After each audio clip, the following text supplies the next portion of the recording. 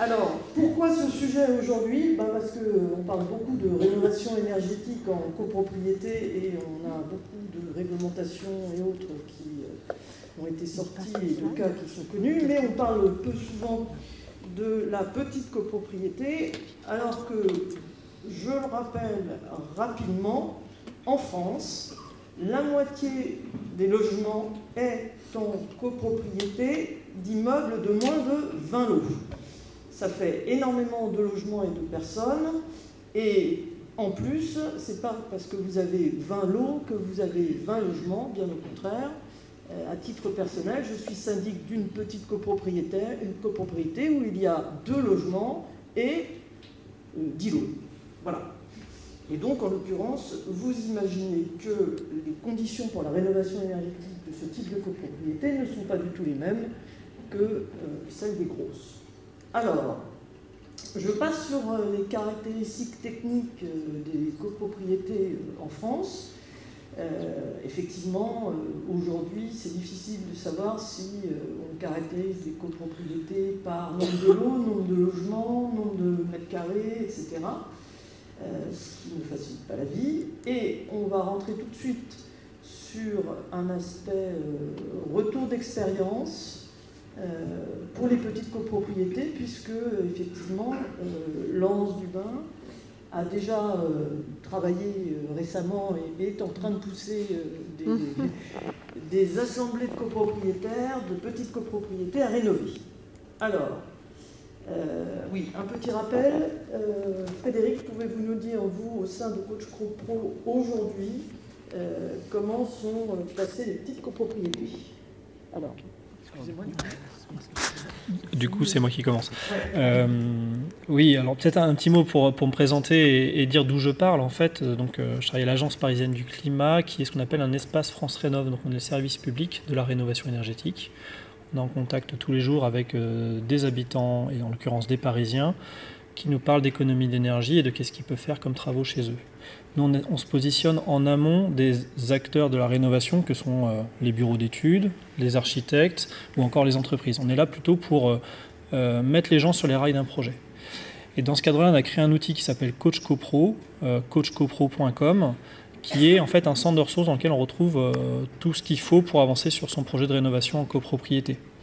Et cet outil, il est français, c'est-à-dire qu'il est utilisé un peu partout en France. Et aujourd'hui, dessus, on retrouve différentes choses qui nous servent à mieux connaître le marché de la rénovation des copropriétés. Donc, on a documenté plusieurs centaines d'exemples de rénovation en copropriété, 350 que vous trouvez sur le site.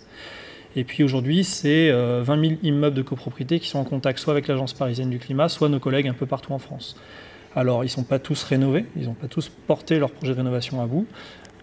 Mais pour bon nombre d'entre eux, ils sont dans un projet de rénovation. Donc de ce fait-là, en fait, on a une position d'acteur qui nous permet de regarder un petit peu, bien voir qu'est-ce que c'est que le marché de la rénovation des copropriétés aujourd'hui, qu'est-ce qui marche et qu'est-ce qui marche moins bien. Frédéric, vous l'avez dit en intro, 24, je ne sais plus si vous l'avez dit, mais le chiffre est à peu près équivalent. La moyenne d'une copropriété en France, c'est 24 logements. Donc c'est vrai que souvent on imagine des grands immeubles, années 30 glorieuses, la Barre, la Tour. La réalité du parc est quand même très très différente. En moyenne, c'est 24 logements, avec la moitié du coup de fait qui est de ces immeubles qui sont à moins de 20 logements. Là, je vous montre qui sont le portrait des 16 000 copropriétés qu'on connaît sur Coach CoPro, donc des copropriétés qui sont dans un projet. Et il y a deux choses que je trouve assez marquantes. Si on commence par le diagramme en bleu, c'est de voir qu'aujourd'hui, les copropriétés qui se bougent, qui se disent qu'il y a un projet à faire, c'est très majoritairement des immeubles qu'on appelle les 30 glorieuses. Donc des immeubles d'après-guerre, non isolés, très souvent en chauffage collectif. Et ça caractérise vraiment aujourd'hui ce qu'on voit sur le marché de la rénovation et les opérations de rénovation que vous pourrez voir notamment sur Coach CoPro. À l'inverse, on trouve beaucoup moins une sous-représentation des autres immeubles. Et donc typiquement les immeubles qu'on ne voit pas encore aujourd'hui dans les projets, c'est ceux qui sont plus petits, qui sont plus anciens et en chauffage individuel. C'est le trio gagnant. Et ce trio gagnant, c'est 3 facteurs de complexité. Plus c'est petit, plus c'est difficile. Je pense qu'on pourra en reparler après. Si on n'a pas de chauffage collectif, donc chauffage individuel, de fait, on n'a pas de sujet en commun à voir en assemblée générale ou entre copropriétaires. Donc le sujet du chauffage et donc de l'énergie et donc de l'isolation n'est pas un sujet mis en commun a priori. A priori, chacun se débrouille dans son coin. Bâti ancien, grande complexité, enfin complexité encore aussi. notamment pour les techniques de rénovation. Sur le Trente-Glorieuses, on a bâti voilà, parpaing, béton, ce genre de choses. On a relativement des solutions assez standards à proposer. Les entreprises connaissent assez bien ce parc. D'autant plus que c'est aussi le parc du logement social, qui est un autre segment de la rénovation sur lequel il y a beaucoup de choses qui se passent. Sur le bâti plus ancien, donc avant-guerre, là on se retrouve avec des techniques constructives très variées, avec très souvent aussi un enjeu patrimonial qui fait que ces segments-là sont plus complexes. Donc ça, c'est pour un peu dire où est-ce qu'on en est aujourd'hui. Donc on voit clairement que dans ce grand segment de la rénovation des copropriétés, il y a un segment qui avance bien, c'est le Trente-Glorieuses, et d'autres segments qui sont encore tout nouveaux. L'autre point que je voulais apporter pour un peu dresser le constat de base, c'est que les choses bougent très vite. On a eu une évolution réglementaire extrêmement importante ces dernières années. Alors, on pourra juger de la qualité ou pas de cette évolution réglementaire, mais toujours est-il qu'entre l'interdiction des passoires énergétiques à venir pour les mises en location, les obligations de réalisation des DPE collectifs, des PPT, etc. Enfin bref, il y a beaucoup de choses qui sont arrivées qui fait que globalement, on voit des copropriétaires, puis le prix de l'énergie, évidemment, qui est aussi un gros facteur, on voit que les copropriétaires se mobilisent de façon beaucoup plus large. Un indicateur de ça, c'est qu'il y a 4 ans, en 2016, la taille de copropriété moyenne qui s'est adressée à nos services, c'était 60 logements. Aujourd'hui, on est à 36 logements, donc on se rapproche du parc moyen. Et ça, c'est pas sans poser plein de questions, parce que d'un côté, pour le parc qu'on connaît bien maintenant, on a plein d'exemples à leur montrer de rénovation réussie, et donc en gros, il n'y a qu'à faire comme le voisin, donc c'est quand même beaucoup plus simple, il y a à s'adresser aux entreprises à faire, enfin, on a un marché qui est constitué. Pour les autres segments, là, on est encore en train d'inventer des choses, et quand on invente, quand on essuie les plates, forcément, on voit tous les petites complexités techniques qui peuvent se poser, aussi on pourrait parler de patrimoine, ce genre de choses. Voilà un peu pour dresser la situation actuelle. Merci Frédéric. On va passer sur aujourd'hui quels sont les points de blocage à la rénovation énergétique. Alors, on en a un grand listing pour l'ensemble des copropriétés que Laurence nous a dressé puisque c'est une spécialiste de ce domaine. Moi, je vais peut-être un peu faire un focus sur donc, ceux qui concernent encore plus particulièrement les petites copropriétés. Laurence, je vous laisse rapidement nous dire celle que vous trouvez prioritaire, puisque oui. Il y en a beaucoup. Tout à fait. Oui, effectivement. Donc, on a un panel maintenant assez large pour pouvoir justement les comparer et voir qu'est-ce qui fait ça. Enfin, en tout cas, qu'est-ce qui est très particulier sur ces petites copropriétés. Alors, là, vous me prenez de court parce que, en fait, donc, vous avez mis en gras, évidemment, la raison la plus importante, c'est celle d'atteindre ce fameux gain énergétique de 35%, qui est requis pour obtenir MaPrimeRénov' CoPro.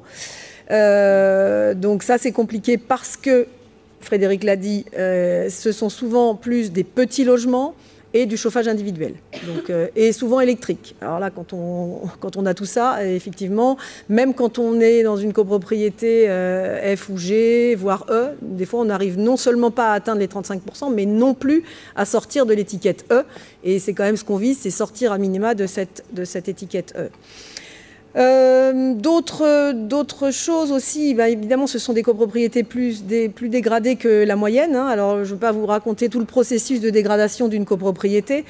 Des marchands de biens peu scrupuleux qui ont rénové dans les années 80, notamment, de façon cache-misère, des immeubles. Enfin, c'est catastrophique, avec des enduits en ciment qui rendent de l'humidité dans les logements, des problèmes d'acoustique. Enfin, bref, vous voyez sans doute les choses. Et puis on a aussi des copropriétés d'après-guerre. Alors là, on en a pas mal sur Paris et Île-de-France. Des copropriétés d'après-guerre, vous savez, qui ont comblé ce qu'on appelait les dents creuses dans un tissu urbain dense de centres anciens. Et ces copropriétés arrivent aujourd'hui, on va dire, au terme. C'est-à-dire que là, maintenant, il faut s'y mettre. Elles n'ont quasiment rien fait depuis les années 60 et sont dans leur jus, c'est ce que j'écris. Et là, il y a beaucoup de travail, mais c'est plus facile quand même parce que souvent, elles ont du chauffage quand même collectif. Alors, je ne vous parle pas de la complexité des projets. Plus c'est petit, plus c'est complexe. Plus c'est complexe aussi d'expliquer les choses, de la multiplicité des acteurs, la durée des études, le coût, donc évidemment de tout ça. Plus ça dure, plus ça coûte. Et bien sûr, alors là, je vais peut-être vous le montrer tout à l'heure par rapport aux aides financières qui ne sont évidemment pas adaptées, pas adaptées, donc non incitatives. Et vous allez voir que dans les quelques exemples que je vous mets, les quotes-parts moyennes, toutes dépenses confondues pour un projet de rénovation en petite copropriété, et là on en a vraiment une palanquée d'exemples, c'est pas 25 000 euros comme on l'entend très fréquemment, c'est-à-dire qu'on vous dit oui en copro c'est 20, 25, 30 000 euros la cote-part moyenne. Non, non, c'est le double. Voilà. Or, le législateur, qu'est-ce qu'il a fait? Il prend, et heureusement ça a augmenté en ce début d'année, c'était 15 000 euros le plafond de travaux par logement, c'est passé à 25 000. Évidemment, vous voyez bien qu'on n'est pas du tout, on n'arrive pas du tout à cette moyenne, en tout cas constatée, de travaux pour des petites copropriétés. Qu'est-ce que je voulais vous dire? Je crois que j'ai à peu près tout listé. Alors bien sûr, il y a des facilités qui ont été rendues possibles par la loi Elan. Ceci dit, après beaucoup de discussions avec des syndics, on se rend compte qu'ils l'utilisent très peu. En fait, ils ont peur d'utiliser les facilités de prise de décision de la loi Elan. Regardez cette loi, regardez ce qu'elle permet, vous verrez. Et puis, la non-instauration obligatoire, en tout cas, d'un fonds travaux pour les copros de moins de 10 lots principaux. Alors, attention, le fonds travaux, il est rarement utile parce qu'il est très faible souvent dans toutes les copros qu'on a, en tout cas, à s'occuper aujourd'hui. Mais voilà, ça pourrait être un sujet. D'autant plus qu'avec le projet de plan pluriannuel de travaux, il va devoir, si les copros le votent, attention, le PPT, c'est obligation de le mettre au vote sans obligation de le voter. Voilà, ça aussi, on peut en parler. Donc, on doit mettre en adéquation ce fonds travaux aux travaux qu'on envisage dans les 10 ans à venir. Voilà, à voir comment ça va être mis en place. Alors, une petite intervention peut-être. On a parlé de chauffage électrique indépendant ou, dans le cas de l'après-guerre, du chauffage collectif. Pascal Poggi, vous aviez une remarque sur la difficulté de la rénovation par colonne? Je ne savais pas que j'avais une remarque là-dessus, mais je m'empresse de la faire. Lorsqu'on est en chauffage collectif, la modalité ancienne, c'était on montait une colonne et on raccordait les radiateurs sur cette colonne, étage par étage. La modalité plus récente, qui est apparue dans les années 90, c'est colonne, une boucle horizontale par logement, sur laquelle on prend tous les radiateurs du logement. Lorsqu'on est dans le premier cas, en colonne, pour l'instant, la plupart des bureaux d'études, des maîtres d'ouvrage, des architectes considèrent qu'on ne peut pas faire une régulation par logement puisqu'on a 3, 4, 5, 7 colonnes différentes qui alimentent les radiateurs du logement. Ce n'est pas vrai. Il est possible, sans créer de boucle horizontale, de prendre des têtes thermostatiques alimentées en électricité soit par pile, soit par récolte d'énergie, soit par secteur, mais c'est rare. Elles communiquent par radio avec un thermostat programmable centralisé et on pilote de cette manière-là très facilement les logements. Certaines de ces solutions-là, notamment celles qui utilisent le protocole de communication N-Océan ou bien ce qu'on appelle Zigbee Green, n'ont même pas besoin d'alimentation puisque le passage de l'eau ou bien la différence de température dans le radiateur et l'extérieur suffisent à produire assez d'énergie pour actionner le moteur, envoyer et recevoir des ordres. C'est facile, ça ne coûte pas plus de 100, 120, 150 euros par radiateur, y compris le module centralisé. Donc on peut le faire, simplement personne ne sait qu'on peut le faire. Ça, c'était un point positif dans cet univers un peu sombre de la petite copro.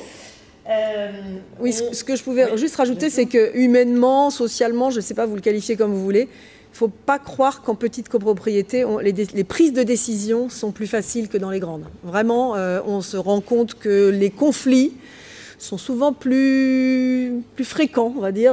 Moins il y a de monde, plus c'est compliqué, chacun voulant apporter sa pierre peut-être à l'édifice, mais voilà, c'est pas si simple. C'est plus facile quand on a 100 personnes devant soi, alors, bizarrement. Je fais un peu de pub pour Gaëtan Brispière, voilà. Sociologue bien connu qui, il y a quelques semaines, a rédigé quelque chose sur les petites copropriétés. Je vous invite à aller suivre son LinkedIn pour retrouver ces éléments.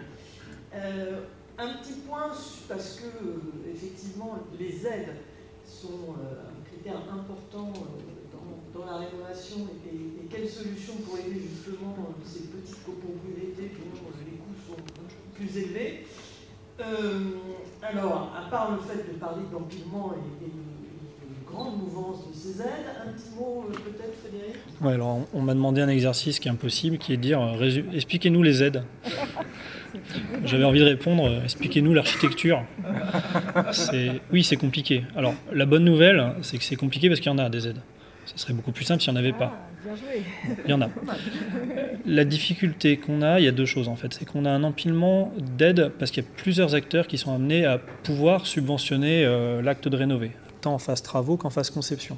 Il y a l'État, et donc l'État s'applique pour tout bâtiment français. Donc là, on va parler notamment des aides que vous avez au milieu, MaPrimeRénov', avec une version copropriété. Ça, c'est une grande innovation des dernières années. C'est que maintenant, on a une aide collective. La rénovation, et quand on sera dans le débat, on va discuter, mais la rénovation d'une copropriété se fait quand même bien à l'échelle de la copropriété et pas d'une succession d'immeubles, d'appartements, tant qu'on peut. Maintenant, on a un système d'aide qui est bien à l'échelle de cette collectivité copropriété. On a aussi une autre aide d'État qui est celle d'État via le marché des certificats d'économie d'énergie, avec là plusieurs fiches BAR qui vont s'appliquer, notamment une sur la rénovation globale, et puis après ça, on peut travailler sur du lot par lot. Là, j'ai cité les C2E de la même couleur parce que c'est des aides nationales et on les a mis plutôt du côté collectif pour la copropriété. Je pense notamment à toutes les solutions pour le calorifugage des circulations d'eau chaude ou ce genre de choses. Mais il y en a aussi pour l'individuel, mais qui est quand même plus anecdotique. Ensuite, on a d'autres aides, et c'est celles que j'ai placées en vert, qui sont, là je vous ai mis l'exemple de Paris. Mais ce qui est en vert, en fait, s'applique certainement sur la plupart des territoires en France parce qu'elles sont liées à des dispositifs nationaux. Sur Paris, on a une aide qui est possible dès la phase de réalisation d'un diagnostic technique global, donc dès les phases audit, amont aux travaux. 5 000 € forfaitaires pour toute copropriété parisienne. Ça existe aussi au niveau métropolitain et dans bon nombre de territoires français. Ensuite, en phase conception, on a une aide sur la maîtrise d'œuvre, donc une étude conception de projet de CO2 travaux. Si vous visez une rénovation globale, vous aurez 10 000 € forfaitaires. Et puis encore une autre aide nationale, mais qui doit être mise en œuvre locale, c'est l'exonération de taxes foncières, qui est mise en place depuis maintenant quelques mois à Paris, et qui est un dispositif assez intéressant, puisque ça défiscalise pendant plusieurs années les propriétaires. Et donc là, on est sur l'individuel. Puis après, il y a des choses qui relèvent vraiment du territoire, et c'est celle que j'ai laissée en bleu. J'y vais très vite, parce que là, ça n'intéressera que les Parisiens. Donc à nouveau des aides sur les conceptions, donc une aide sur l'AMO, une aide sur les travaux avec l'aide performantielle. Alors ça, je trouve que c'est quelque chose d'intéressant. Pour le moment, avec l'aide nationale de MaPrimeRénov' copropriété, il y a ce fameux seuil de 35%. Et vous voyez le jeu, le limbo, là, quand on doit passer sous une barre en dansant. Là. Donc bah, c'est soit on faut passer sous les 35%. Et donc il y a deux effets qui sont problématiques. Le premier, c'est bon, je suis au 35%, je ne fais surtout pas plus que ce que je pourrais faire. Et donc on ne va pas aller sur la rénovation passive, alors que parfois il y a des immeubles qui s'y prêtent. On va rester à un pénible 40% d'économie d'énergie. Et puis l'autre problème, et qui se pose beaucoup sur les petites copropriétés, sur le bâti ancien et sur le chauffage individuel, c'est de ne pas réussir à être au 35%. Donc la ville de Paris, dans sa grande sagesse, a mis en place un système qui est, que je trouve assez intéressant, qui est en fait de commencer plus bas le niveau d'aide. Dès 15% d'économie d'énergie, on peut avoir une aide de la ville de Paris sur les travaux. Et elle va être progressive en fonction du niveau de performance et jusqu'à, je crois, 50 ou 55% d'économie d'énergie projetée. Ce qui permet du coup d'être surincitatif à la performance et de ne pas laisser de côté des immeubles où on n'arrive pas à faire autant qu'il faudrait. Donc voilà un peu pour le panel, et avec de plus en plus des aides collectives, et ça c'est important parce que la rénovation elle se fait bien à l'échelle de l'immeuble, donc il faut que la carotte elle soit collective tant que possible. Mais il y aura toujours des aides individuelles, notamment pour des raisons sociales. Un propriétaire occupant avec des très faibles revenus peut se retrouver très fortement mis en difficulté par un projet de rénovation, surtout quand on parle de quote-part à 50 000 €. Donc c'est nécessaire qu'il y ait des aides individuelles, mais plutôt avec une entrée d'aide à la personne en fonction des niveaux de revenus. Voilà, je crois que j'ai fait le tour. Finalement, je pouvais expliquer le financement. Peut-être quand même pour... Vas-y.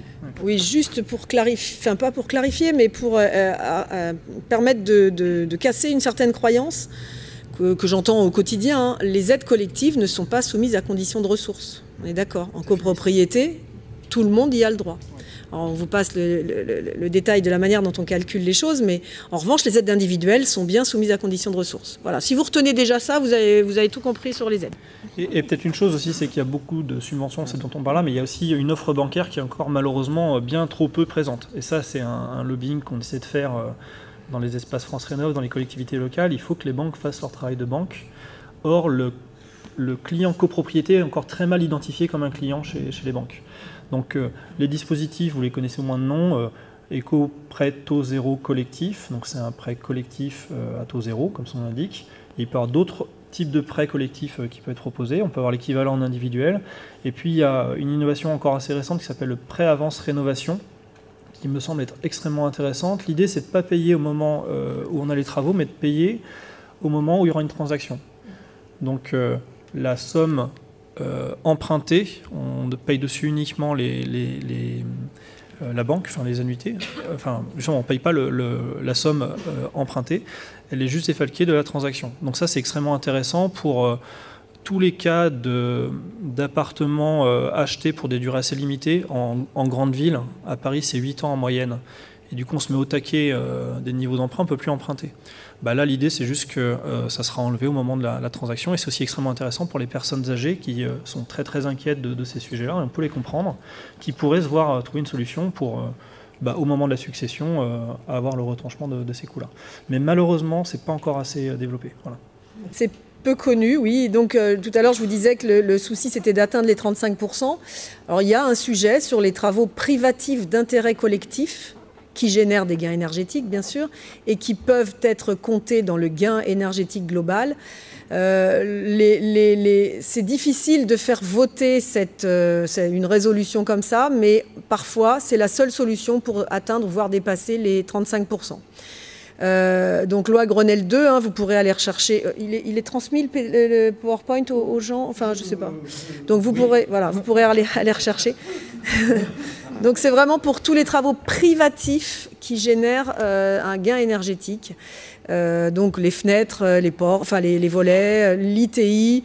Voilà, il y a une petite discussion sur le sujet, mais normalement l'ANA m'a confirmé que c'était bien tous les travaux privatifs, en tout cas, qui génèrent des gains énergétiques.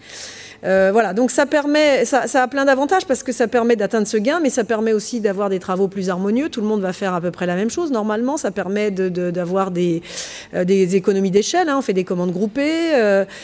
Voilà, tout un tas de sujets qui peuvent être intéressants. Ceci dit, quand une copropriété atteint déjà les 35% sans ces travaux privatifs, voilà, c'est peut-être pas la peine de les forcer à le faire parce que c'est quand même une décision qui est pas simple à prendre, hein. Il faut beaucoup expliquer à tous les copropriétaires l'intérêt. J'ai déjà changé mes fenêtres, elles ont 20 ans, elles sont en double vitrage, est-ce que je vais devoir les changer ? Peut-être, oui, parce qu'elles ne sont plus assez performantes. Voilà, donc c'est de la discussion et c'est du cas par cas. Voilà. Merci.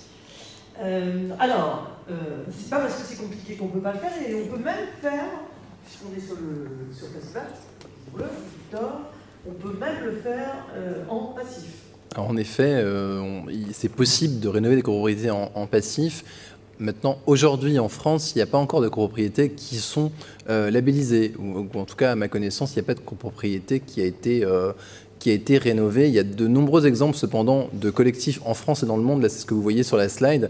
Avec des bâtiments qui ont même été isolés par l'intérieur parce qu'il n'y avait pas le choix.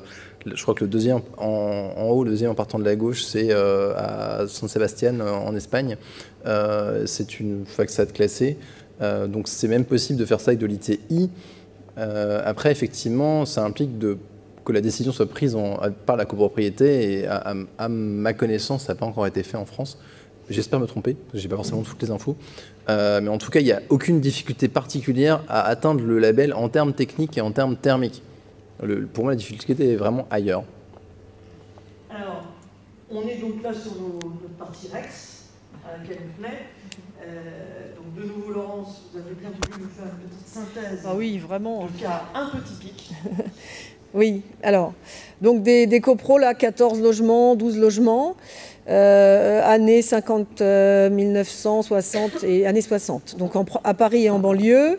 En fait, vraiment, ce que je veux montrer là-dessus, c'est les cotes-parts moyennes, quoi. Tout à l'heure, je vous le disais, hein, c'est pas 25 000 €, c'est le double.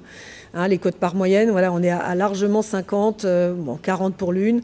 Donc, on a des typologies différentes, hein, des bâtiments faciles à rénover comme à Poissy, On part d'une étiquette E, on peut atteindre D avec 47% de gain énergétique.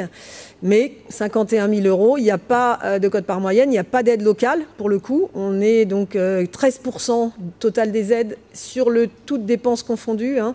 Donc 13% d'aide.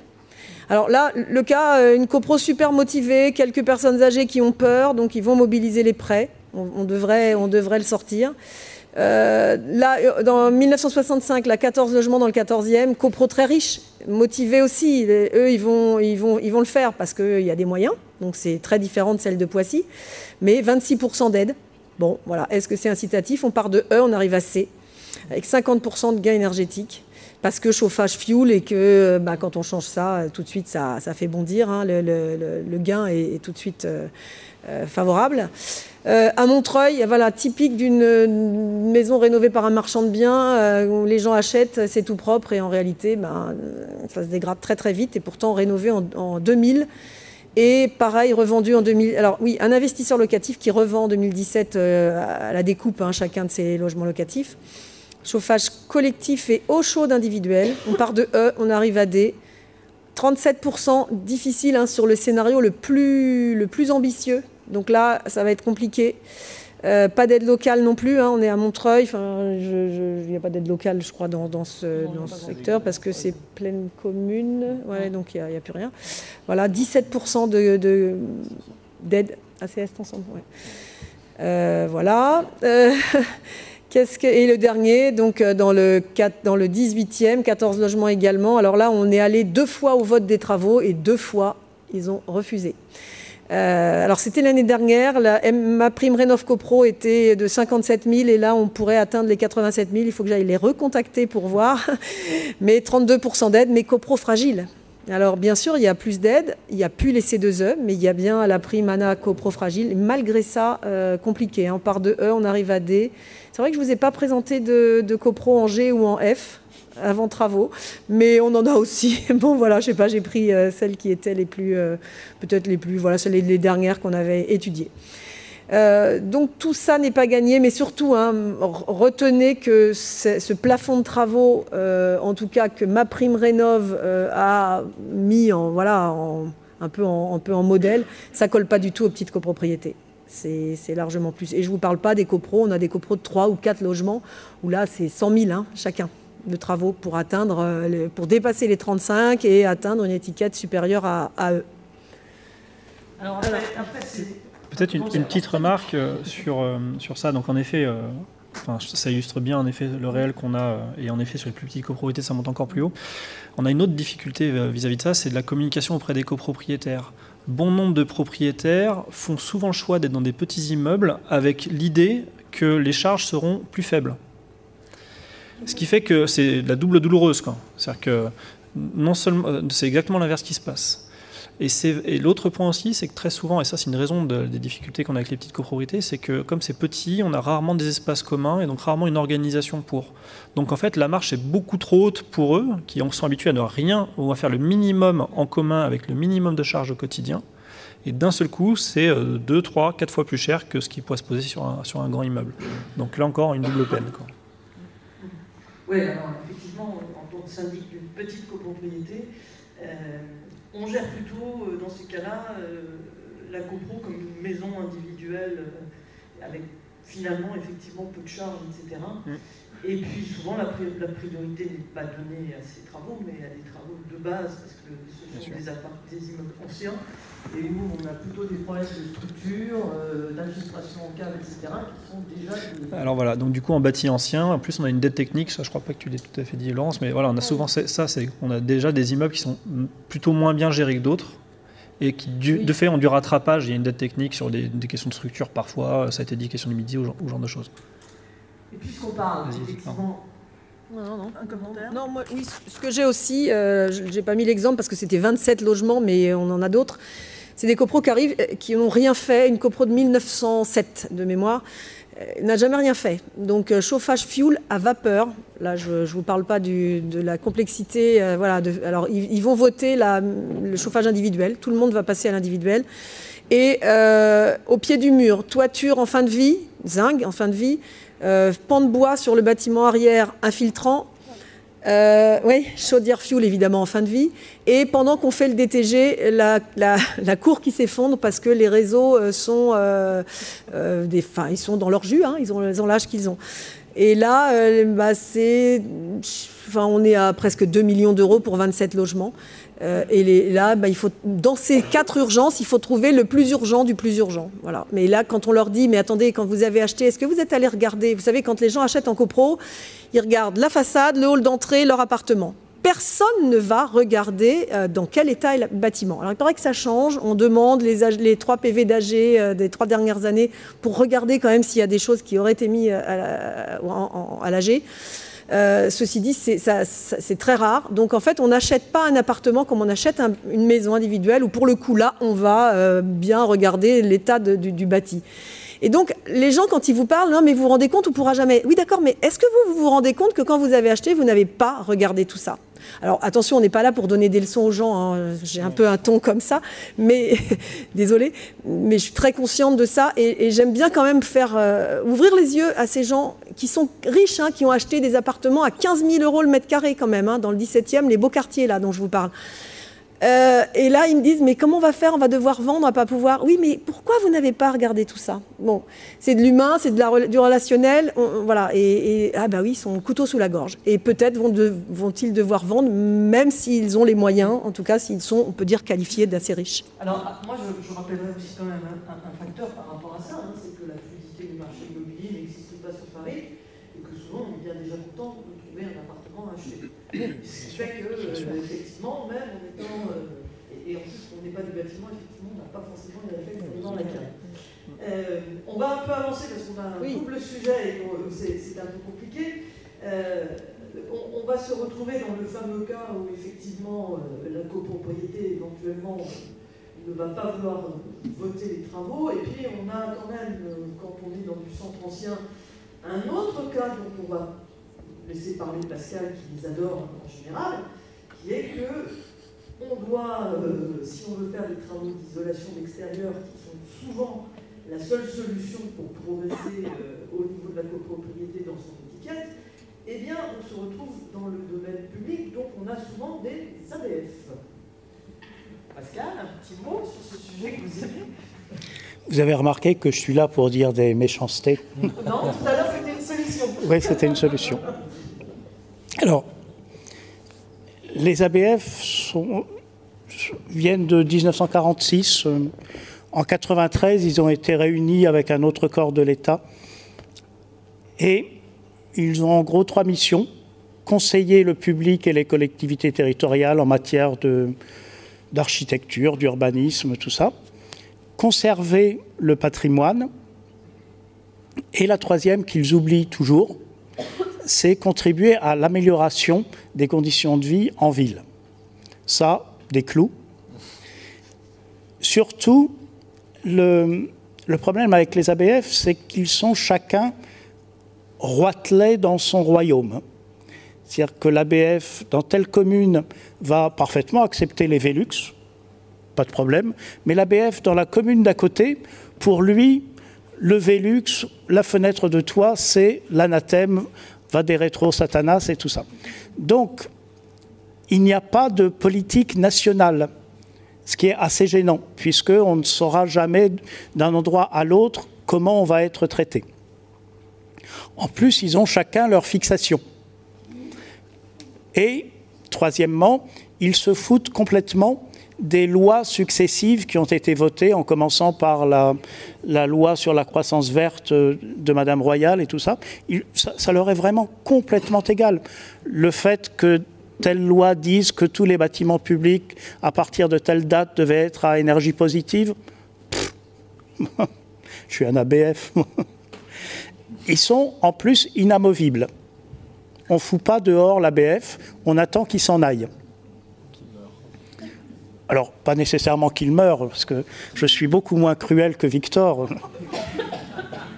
Remarque, pour certains d'entre eux, avec raffinement de cruauté préalable, bon, ça peut se discuter.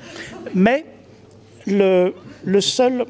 Et tout ça induit une inégalité foncière de traitement des différents acteurs. Parce que l'ABF compte en réalité sur le fait que celui qui veut faire des travaux ne va pas se lancer dans une procédure judiciaire, puisque c'est devant un tribunal administratif. Ça dure 5 ans dans le meilleur des cas, 7 à 10 ans la plupart du temps.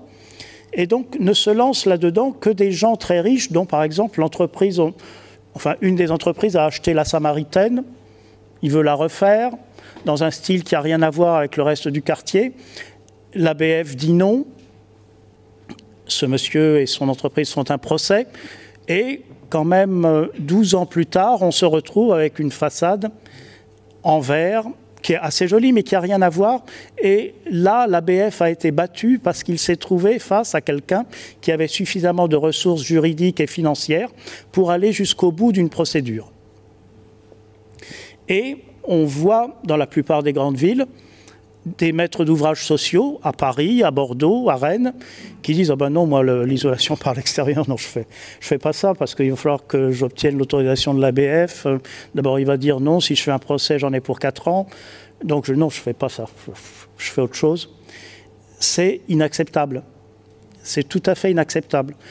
Alors, tous les ABF ne sont pas nécessairement des imbéciles ni des crétins bornés. Le plus simple, c'est lorsqu'on a un projet, de le prendre très très en amont, d'aller voir l'ABF du coin et de lui demander conseil, dans le sens du poil, en brossant profond. Et dans un grand nombre de cas, ça marche, parce qu'ils n'aiment rien tant que apporter leurs conseils. Et si la demande est raisonnable, du genre, bien sûr, là, j'ai une façade ouvragée, je ne vais pas faire une isolation par l'extérieur, mais ici, elle est toute plate, c'est un immeuble de 74, il n'a aucune distinction particulière. On peut tenter, et souvent, convaincre l'ABF d'accepter une isolation par l'extérieur, dont il aura finalement l'impression qu'il l'a lui-même proposée, en quelque sorte. L'exemple le plus connu, récent, c'est la tour Super Montparnasse à Paris, derrière la gare Montparnasse, un immeuble de logement, IGH. Quand on est IGH, le chauffage collectif, là on perd 60% entre le bas et le haut de l'immeuble, rien que dans les colonnes. Ça coûte extrêmement cher. En plus, à un IGH, il y a des charges importantes liées à la protection incendie. Les copropriétaires veulent entamer des travaux pour diminuer d'au moins 60% leur coût de chauffage qui était ahurissant. Un appartement de 164 mètres carrés avait des charges de 2 500 € par mois. Ça motive. Donc, ils vont voir l'ABF qui regarde les photos et qui dit « Ah oui, mais la façade, là, c'est des petits carreaux en verre, en pâte de verre. Je veux bien que vous fassiez tout ce que vous voulez en matière d'isolation par l'extérieur, mais il va falloir me remettre les petits carreaux en pâte de verre. » Ça veut dire un carreau par carreau avec plusieurs dizaines de milliers de mètres carrés de façade. Bon, ils ne se rendaient pas compte. Donc, le maître d'ouvrage et la présidente du conseil, comment on appelle ça ? Syndical. Du conseil syndical, qui est une dame étonnante. Elle est chirurgienne, mais elle a appris le détail de la rénovation. Bref, il retourne voir l'ABF avec un projet de bardage qui reproduit l'aspect des petits carreaux. Et ils lui font l'article sur le fait que ce bardage n'étant pas en verre, sa charge carbone est bien réduite par rapport au fait qu'on reprenne les petits carreaux, qu'on ne pouvait pas récupérer. D'ailleurs, il fallait en fabriquer des nouveaux. Et l'ABF hésite. On lui fait remarquer que ça serait la première opération de ce genre en France et qui pourrait, à juste titre, s'en prévaloir. Et hop, il accepte. Ils font leur isolation par l'extérieur en polystyrène, ils mettent le bardage. Ça a pris 3 mois au lieu de 18 mois s'il avait fallu coller tout. Mais c'était un travail psychologique auprès de cet ABF. Et il n'y a aucune raison, ce monsieur part à la retraite à la fin de l'année, il n'y a aucune raison que son successeur accepte le même genre de manœuvre, puisqu'il n'a pas de consigne. Voilà. Et j'étais très calme. Merci Pascal. On reviendra sur un ou deux sujets qui concernent notamment le DPE. Victor, donc, cas pratique en cours d'une rénovation passive. Tout à fait. Alors, donc, mon appartement, c'est le dernier étage de la photo aérienne que vous voyez là sur la slide. 31 mètres carrés loi Carrez, donc l'ITE proscrite par l'ABF. Hein. Je leur ai bien posé la question, c'était absolument pas négociable. Pourtant, vous voyez la façade n'est pas particulièrement, il n'y a pas de modénature particulière. Hein. Il n'y a pas de découpe spécifique, si ce n'est un petit listel sur les fenêtres. Le DPE à l'achat était F, donc passoire thermique certifié. J'avais des simples vitrages et aucune isolation. Avec un chauffage et eau chaude sanitaire au gaz naturel. Tout individuel, donc on est dans le cadre où les copropriétés, donc chaque copropriétaire décide de son moyen de chauffage. J'ai décidé d'enlever le gaz. Avant la crise, avant la guerre en Ukraine d'ailleurs, je suis bien content de l'avoir fait. L'avantage de l'appartement, c'est qu'on a quand même, par rapport à la surface, on a 8 mètres carrés de fenêtres, donc on a 5 fenêtres, ce qui est beaucoup. Alors c'est très bien en termes de luminosité, mais ça peut générer de la surchauffe. C'est en dernier étage, donc c'est pratique pour passer des gaines de ventilation, par exemple. Par contre, c'est moins pratique parce que les combles n'étaient pas du tout isolés. Donc c'est aussi pour ça que le DPE était aussi calamiteux. Et dans la copropriété, il n'y avait aucune volonté de rénovation globale. Je n'ai même pas proposé au vote, pour moi ça n'avait aucun intérêt. Donc comment est-ce que j'ai procédé, ou en tout cas c'est en cours, hein, donc les photos que vous voyez ce sont pas celles du chantier. J'ai décidé de mettre de l'isolant par l'intérieur et de mettre 5 cm de panneaux d'isolant sous vide, donc l'acronyme PIV c'est panneaux d'isolant sous vide. Ça équivaut en termes de lambda, donc de résistance thermique, à 30 cm d'isolant classique. Le problème du vide, c'est comme votre paquet de café. En gros, si vous percez le paquet, vous perdez le vide. Donc, si vous perdez le vide, vous perdez les propriétés hyper isolantes de ce matériau. Il faut absolument mettre en œuvre un calpinage très précis, prendre avec des corrections dimensionnelles en aérogel. Donc là, ce que vous voyez sur le plan de l'appartement, c'est sur la droite. Et ce que j'ai mis, c'est le plan, j'ai mis sur le plan le calpinage de la façade ouest, avec les 3 fenêtres. Donc vous voyez tous les petits carrés bleu clair, c'est des panneaux d'isolant sous vide en taille standard, et les panneaux bleu foncé, c'est des panneaux d'isolant sous vide faits sur mesure. Donc ça implique quand même de prendre des mesures de manière très précise. Alors Frédéric, tu m'as aidé là-dessus, donc on pourra en parler aussi. J'ai mis des mois à prendre des mesures parce que c'est moi-même qui les fais. Je ne vous recommande pas de faire ça. Faites appel à un architecte, s'il vous plaît. Ne faites pas la même erreur que moi.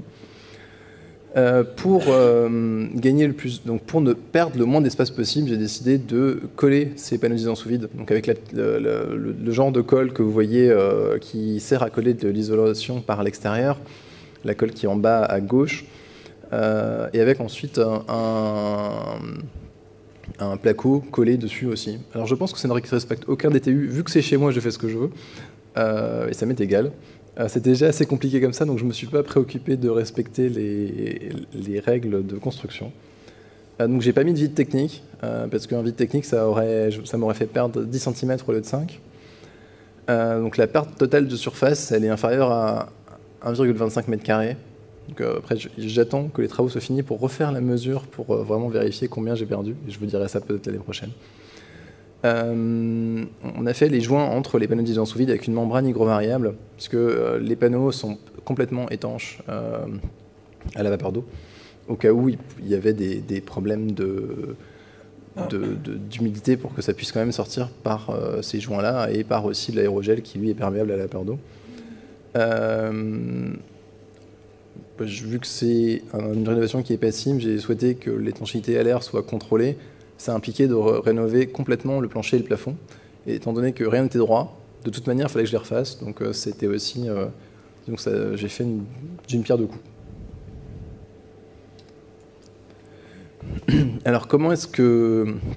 quelle stratégie on a mis en œuvre sur ce projet pour éviter ou anticiper les pénétrations de l'enveloppe. Parce que comme vous l'avez compris, je ne pourrais pas arriver avec ma perceuse et faire des trous où je veux pour poser des meubles. Donc il faut anticiper là où il va y avoir des meubles attachés. Et là où j'aurais pas anticipé, je ne pourrais plus rien mettre, en tout cas plus rien percer. Donc la photo à gauche, c'est le châssis de fenêtre qui est installé en applique intérieure. Et vous voyez que le précadre est en fibre de verre, donc cette cornière noire, qui permet que le panneau d'isolation sous vide arrive ensuite presque sur le châssis et minimise du coup le pont thermique.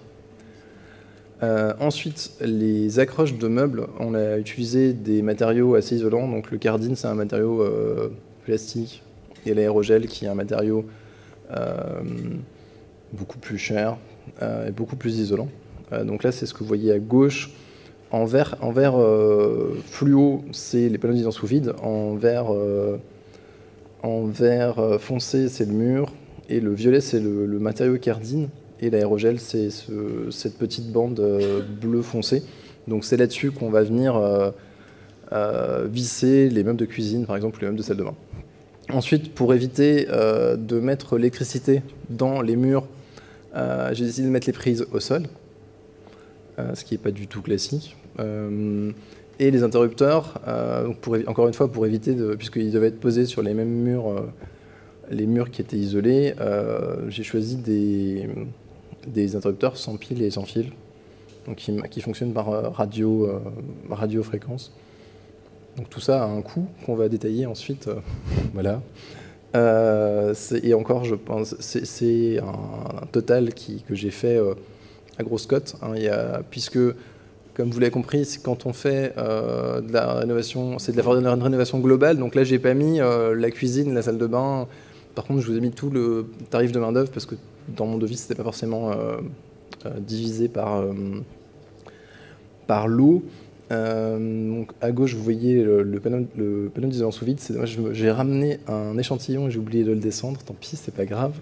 Ensuite, la ventilation double flux, celle que j'ai choisi de poser, mais dont les gaines, qui étaient extra plates et très, très fines, mais dont les gaines, finalement, là, ce modèle-là, ça perce les murs. Là, dans mon cas, ça va être en toiture. Et vous voyez que le total est supérieur à 50 000 €, sachant que les aides à la rénovation énergétique ne sont pas faites pour pousser ce genre d'initiative. Donc en gros, j'ai presque rien en termes d'aide à l'efficacité énergétique. Frédéric, un commentaire par rapport à le fait qu'il n'y ait pas d'aide, effectivement, sur ce genre de choses. Bon, hormis que je suis pas surpris. Ça marche. Normalement, il est bon. Ouais, ça marche. Ouais. Non, je ne ferai pas spécialement de commentaires sur les aides. Clairement, on est sur un projet complètement hétérodoxe par rapport aux solutions standards qu'on peut voir ailleurs. Donc, évidemment, les systèmes d'aide ne sont pas faits du tout pour prendre ça en charge. Oui, moi je dis bravo, mais la réalité des choses, c'est que évidemment, on le propose quand on a des façades sur rue non isolable par l'extérieur, on propose ça aux gens. André Pouget avait fait un petit film en son temps sur le sujet. Ça suppose quand même 3 conditions. D'abord, de partir en site non occupé, ce qui n'est pas simple. Donc c'est soit lors d'une vente, soit lors d'une remise en location. Ça suppose d'être sûr qu'on ne va pas... Là, vous avez présenté des techniques qui vous permettent de passer par le toit, etc. Donc, ce n'est pas forcément possible à d'autres étages d'un bâtiment. Ce n'est pas reproductible. Et la troisième, vous avez compris qu'en copropriété, même si on le propose, il y a des gens qui nous en parlent, ça commence à être connu. Mais voilà, quand on leur dit qu'on ne peut pas... Alors, je ne savais pas par contre qu'on pouvait... Il y avait des techniques pour pouvoir accrocher des meubles, etc. Mais... C'est du matériau qui est perforable, tout simplement. Oui, voilà, bon. Bon, voilà, donc c'est pas simple, même si on le propose des fois, mais... Et peut-être, oui. Moi, je me pose par contre une question autour de l'isolant sous vide. Là, à nouveau, dans ce cas présent, il y a une cohérence. Ce qu'on pourrait voir venir assez vite, c'est des propriétaires bailleurs qui, étant dans l'urgence parce que pas de projet collectif ou ce genre de choses, disent au plus vite il faut aller trouver une solution pour que mon G+ devienne un E et que je sois tranquille pour les 10 ans à venir. Et qui du coup pourraient recourir à des solutions techniques comme ça, de l'isolant sous vide, qui sont certes coûteuses à l'investissement, mais qui finalement, sur des prix parisiens en location, peuvent assez vite se retrouver en gagnant mètres carrés. Enfin bref, on voit bien l'intérêt du truc. Mais concrètement, tu l'as dit, on perce, ça isole plus. Ah bien sûr. Et donc du coup, on se retrouve avec des étiquettes. Alors, et là où ça devient, donc ça c'est plus isolant, bon, dont acte. Alors la blague, c'est que du coup, le DPE pourrait rester à un niveau extrêmement performant, mais ça serait juste un DPE de papier. Et il n'y aurait aucune façon de constater que le DPE, que la réalité ne correspond pas au DPE, puisque l'isolant est certes percé, mais personne ne va y voir. Et donc voilà, donc là on se retrouve avec, si on suit ce scénario-là, vraiment le scénario du pire, une cascade de rénovation. Enfin, on va avoir plein d'étiquettes A et B qui vont apparaître à Paris.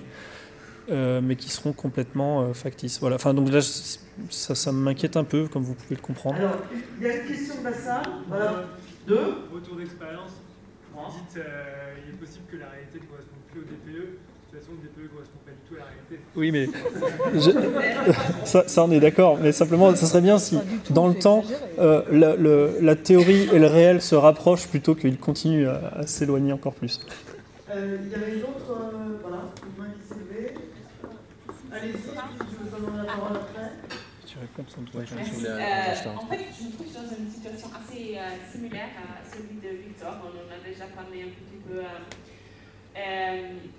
Ce que je trouve un peu choquant, sincèrement, c'est que je sens qu'on laisse les propriétaires seuls vis-à-vis du syndic. Désolée de le dire comme ça, parce que dans mon syndic, je trouve une attitude vis-à-vis isolement thermique, je le décrirais quasiment hostile.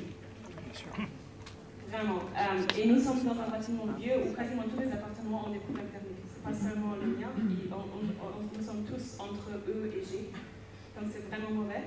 Et les gens ont les moyens, c'est pas ça. Je connais très bien les aides, je me suis très bien informée, je travaille même dans le domaine. Je voulais proposer au moins un audit énergétique et j'ai pris compte de ce chèque de 5 000 €.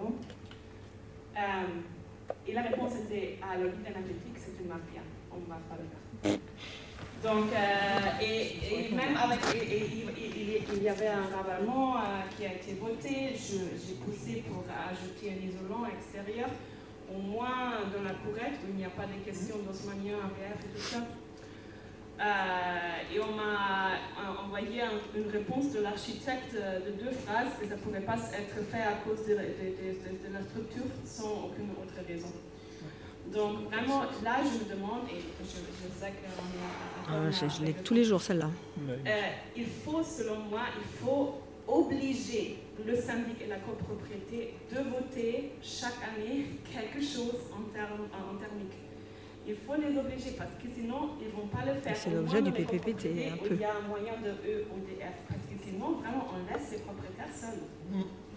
Alors, juste quand même pour répondre, le syndic n'a aucun pouvoir. Ce n'est pas lui qui décide de ce qu'il y a à faire dans une copropriété. Donc, c'est bien les copropriétaires qui décident. Donc, ce que je vous invite à faire, c'est d'aller... Ah, pardon. Les syndics... Alors, il y a des campagnes énormes là, de formation des syndics. De plus en plus, ils se forment, et j'en forme, donc j'en vois. Il y a tout un tas de programmes de formation des syndics qui montent en compétence sur le sujet. Donc ça, peut-être pas le vôtre, malheureusement. Ensuite, qu'est-ce que je voulais dire ? Il faut, si vous êtes motivé pour lancer la copropriété dans un tel projet, évidemment, si vous êtes seul, vous n'êtes pas seul, vous êtes sur Paris, vous avez l'APC. Déjà, ça, c'est pas seul. Ça veut dire que les conseillers peuvent venir. Non, mais c'est sérieux, je le vis. J'étais en contact avec l'agence parisienne pour le climat, rien contre vous, plusieurs fois, et j'ai demandé est-ce qu'ils peuvent venir me soutenir. Non, ils font pas ça. Moi aussi, ils sont déjà venus. Alors, évidemment, on peut pas remplacer les copropriétaires. Et on prendra la question après. Non, juste ce genre de réalité, on en a énormément en ce moment. Ah oui. Mais en fait, qu'est-ce qui se passe ? C'est juste que la copropriété, c'est le plus petit niveau de démocratie. Et du coup, les réussites et les difficultés, c'est celles qu'on a plus globalement dans notre société, en fait. Et un des grands enjeux qu'on a aujourd'hui, c'est comment on fait basculer les conseillers syndicaux et qu'on va chercher le pouvoir dans la copropriété. Et les choses bougent très vite de ce point de vue-là. C'est-à-dire que déjà, les gens vieillissent, tous. La réglementation évolue à toute vitesse. Et par exemple, tu parlais tout à l'heure dans ta copropriété où c'était hors de question de faire des travaux généraux de l'immeuble. C'était peut-être il y a 2-3 ans. Est-ce que ça sera encore le cas dans 2-3 ans, quand il y aura la moitié des copropriétaires qui se retrouveront avec soit une décote sur la revente, soit une incapacité à mettre en location? Les choses vont bouger. Et donc, nous, le message qu'on fait passer à l'APC, je pense qu'il faut, tout acteur sur ces sujets-là, il faut le faire passer, c'est copropriétaires, vous êtes sensibles à ces sujets-là, rentrez dans vos conseils syndicaux. Pour y rentrer, peut-être commencez pas pour dire tout de suite je vais faire la révolution. Il faut déjà mettre le pied dedans, comprendre un peu les enjeux, parce que souvent, on découvre aussi toute la complexité du bazar, l'entretien de l'immeuble. Enfin, il y a plein. C'est pas simple la vie d'un conseiller syndical, c'est du bénévolat en plus, bref. Mais quand même, on y va en se disant va falloir bouger les choses. Et là où il y a une difficulté en ce moment, c'est qu'en effet, on a une réglementation qui va très très vite et qui ne va pas au rythme des décisions des copropriétaires. Et en plus, une autre difficulté, c'est qu'on a, notamment sur le DPE, des incohérences. C'est-à-dire qu'en fait, on a une prime à l'action individuelle, alors que la rénovation, et Laurent Souman l'a bien dit, il faudrait tant que possible que ça se fasse au niveau collectif. Donc c'est ça qui est compliqué en ce moment. Mais clairement, nous à l'APC, et mes collègues France Rénov, on fait tout ce qu'on peut. Alors, le contexte, c'est qu'on a, en 4 mois, non, 6 mois, on a 5 fois plus de personnes qui nous appellent aujourd'hui qu'il y a 6 mois. C'est ça la réalité. Donc ça va très très fort. Donc clairement, on est débordé. Et clairement, déjà avant, mais c'est encore plus le cas maintenant, on ne peut pas remplacer le conseiller syndical, on ne peut pas remplacer le copropriétaire. Comme on ne remplacera jamais un maître d'ouvrage. Vous êtes maître d'ouvrage et donc du coup, il faut avancer avec ça. Pour vous aider à avancer, pas de problème, on fait tout ce qu'on peut, mais par contre, on ne pourra pas vous remplacer. Voilà, j'ai un peu pris de distance avec ça, et puis il y avait une question. Alors, avant la question, je voulais juste faire un petit répondre à ce que tu disais, effectivement, de la difficulté d'utiliser de l'isolant sous vide et de pouvoir le percer. Moi, j'ai choisi de ne pas mettre de vide technique, mais c'est quelque chose qui est possible de faire. En l'occurrence, il y a un projet qui a été présenté ce matin où il y a eu un vide technique avec de l'isolant sous vide, et du coup, le complexe fait 10 cm et a une performance passive. Mais il y a 4-5 cm de vide technique. Et là, c'est beaucoup moins risqué par rapport... Moi, j'ai choisi la solution la plus risquée, celle qui fait perdre de moins de place. Parce que je sais que je vais vivre dedans. Je ne sais pas ce qui va se passer quand je voudrais plus y vivre, mais ça, j'ai envie de dire, c'est une autre histoire. Mais en tout cas, il y a des possibilités. Il y a des possibilités de prendre plus de sécurité, en tout cas. Et puis, accessoirement, ça vieillit aussi, l'isolation classique. Et personne n'insiste là-dessus, tout le monde s'en fout. Et vous passez dans les rues, vous regardez des immeubles neufs qui sont en train d'être isolés, ça prend l'eau. Donc ça perd ses qualités, et pareil, hein, personne ne bouge. Donc il ne faut pas non plus penser que parce que c'est nouveau, qu'il n'y en a pas beaucoup de posés, etc. Ça, finalement, on parle plus de leur durée de vie, on parle plus de leur qualité dans le temps, mais les autres isolations, elles ont bien le même souci. Vous aviez une question depuis tout à l'heure. Oui, j'ai une question. Si ça marche. Bon, moi, je suis membre du conseil syndical des immeubles parisiens, typiquement, comme vous avez décrit ici, 20 logements, depuis quelques années déjà. Et heureusement, c'est une petite équipe, alors je ne sais pas si ça peut inspirer madame, une petite équipe de conseil syndical, on est 4, on est tous sur la même ligne. On est arrivé à s'entendre, je suis quand même 4 sur la même ligne. Pas tous les copropriétaires, évidemment, nous suivent, mais jusqu'à maintenant, ils ont suivi. Parce qu'on a adhéré à Coach Copro, enfin, notre syndic nous a aussi bien accompagné avec Coach Copro. On en est au DTG. D'où ma question. Le DTG, on vient de recevoir le rapport intermédiaire il y a une semaine. Et bon, c'est très intéressant. Je pense qu'on va atteindre les 35%. Heureusement, on va passer de F à D, j'espère. Ceci dit, il y a quand même un gros problème, puisque la façade, évidemment, qui est derrière la mairie du 11e, vous imaginez qu'on ne peut pas trop y toucher. Donc, il va falloir faire une isolation intérieure par intérieur. Alors là, les copropriétaires ne sont pas du tout d'accord, évidemment. Ceux qui sont en façade, parce qu'il y a des immeubles divisés en deux, façade et cour intérieure. Donc, j'ai appris là aujourd'hui les travaux privatifs d'intérêt collectif. Alors, ma question c'est, peut-on obliger justement, et comment les propriétaires côté rue, façade rue, à faire une UTI, parce que l'UTI, le côté façade est aussi important que l'ITE côté pro. Donc, d'accord. Donc je comprends que sans l'ITI, vous n'atteignez pas les 35%? J'ai plus les chiffres en tête, mais Voilà. Tout à l'heure, ce que je disais... Hein, ouais. Non. Regardez bien si c'est vraiment pertinent de le faire, parce que c'est vrai que ça va être compliqué de le faire, de convaincre les gens. Regardez aussi autre chose. Regardez si le montant des travaux collectifs dépasse ou pas, en hors taxe, dépasse ou pas le plafond des aides financières. Parce que si ça dépasse le plafond des aides financières, vous pouvez en rajouter tant que vous voudrez et vous n'aurez pas plus d'aides. Je ne sais pas si je suis claire. Donc en fait, c'est un calcul assez savant et c'est une stratégie à adopter, le choix de ces travaux privatifs d'intérêt collectif. Nous, dans les DTG, on fait des calculs très précis sur ce sujet pour justement dire aux gens, bah oui, là, il faut vraiment y aller, ou bah non, c'est peut-être ça servira à rien, vous allez perdre du temps et de l'énergie. Si toutefois, vous ne dépassez pas les plafonds de l'aide MaPrimeRénov'-Copro, et si, pour atteindre les 35%, il faut absolument faire de l'ITI, donc c'est 2 conditions, hein, alors, effectivement, vous pouvez mettre cette résolution au vote. Mais il va falloir passer un énorme temps à expliquer tout ça. Oui, c'est pas que la surface, c'est aussi tout. Il faut refaire les meubles, l'électricité, les radiateurs, tout ce qui est accroché au mur. Hein. Enfin, voilà. Donc c'est un chantier, je vous le disais tout à l'heure, et c'est mieux de le faire en site non occupé. Voilà. Alors si vous remplissez ces conditions et qu'il faut absolument les faire voter parce que sinon il y aura 0 aide, alors effectivement, vous demandez à votre syndic, mais ils ne sont pas tous au courant de l'affaire, mais c'est une résolution qui passe en AG à l'article 25. Et si c'est voté, tout le monde doit le faire. Alors, ça c'est la loi, c'est la règle. C'est-à-dire que ça impose à tout le monde de faire ces travaux. Alors vous aurez toujours des gens qui vous diront vous pouvez y aller, moi vous rentrerez jamais chez moi pour le faire. D'accord ? Donc là aussi 2 solutions. Soit vous partez au contentieux pour obliger tout le monde à le faire, parce que de toute façon sinon vous ne pourrez pas atteindre ces fameux 35%.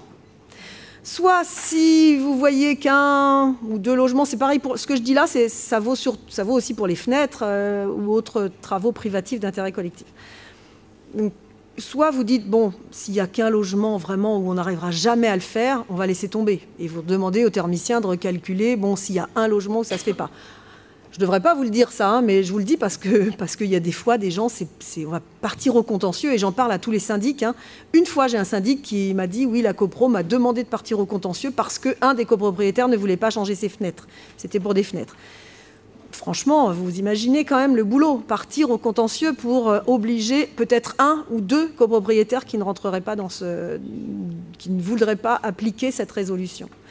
Donc avant d'arriver à ça, franchement, regardez si c'est pertinent d'aller les mettre au vote. Voilà. Si nous n'avons pas d'autres questions, est-ce que je pense que la table ronde suivante est en train de prendre c'est une succession de 1995 sur le SAR. Le conseil départemental de Valoise pilote le SAR, énergétique. Et au regard de la scène que vous avez présentée sur le total des temps de travaux par rapport au total des aides mobilisables, je vous pose la question de nous, collectivité, est-ce qu'on n'aurait pas intérêt plutôt à se demander comment, et Frédéric en parlait sur les aides que mis en place la ville de Paris, soit de se poser la question de quelles aides on pourrait mettre en place et comment, etc., quel cahier des charges, la publicité, etc. On n'aurait pas intérêt à se poser la question des sociétés de tiers financement. Je dis ça dans un contexte où les défenses énergie a été dotée.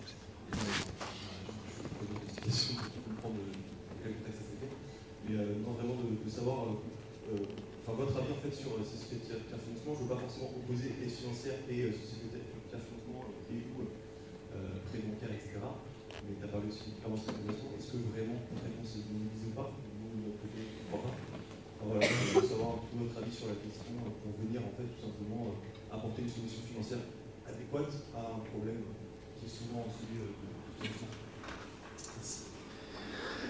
Alors c'est une question large et on pourra en discuter peut-être à côté, mais en tout cas, s'il y a bien un sujet sur lequel il faut de l'innovation, c'est le financement. Et les premiers qui s'occupent du financement, c'est les banques. Et le problème qu'on a aujourd'hui, c'est qu'on n'arrive pas à avoir des banques qui proposent des produits financiers adaptés à la situation. On ne parlerait pas de société de tiers de financement si on n'avait pas des banques qui faisaient le boulot. À l'échelle d'un département comme le Val d'Oise, je pense qu'il y a moyen d'avoir des contacts avec des banques, déjà celles qui sont impliquées, je pense Caisse d'épargne, je pense aussi à la Banque Postale qui est assez active, enfin, il y en a quelques-unes avec qui il y a sans doute moyen de monter des accords pour trouver et innover et faire des choses intéressantes. Par exemple, le prêt avance rénovation, là, aujourd'hui il a du mal à atterrir, mais à l'échelle d'un département, je pense qu'il y a moyen de trouver des accords. Ensuite, avant même qu'on ait les histoires avec Île-de-France Énergie, qui est en train de, enfin, qui souffre beaucoup en effet en ce moment sur ce sujet, je pense que la rénovation énergétique elle peut être assurée par différents types d'entreprises et différents modèles. On a des modèles un peu classiques d'une copropriété qui fait appel à son architecte, qui va s'accompagner d'un bureau d'études et puis d'un ingéfi, et puis qui va porter le projet, ça va bien se passer. Pour d'autres, il y aura des besoins d'avoir des ensembliers. Et dans ce cadre-là, il y a des sociétés qui font ce rôle d'ensemblier. Il y avait Île-de-France Énergie qui est encore là. Il y a aussi Cénova, Reanova qui proposent d'autres modèles et qui peuvent intégrer des solutions de financement.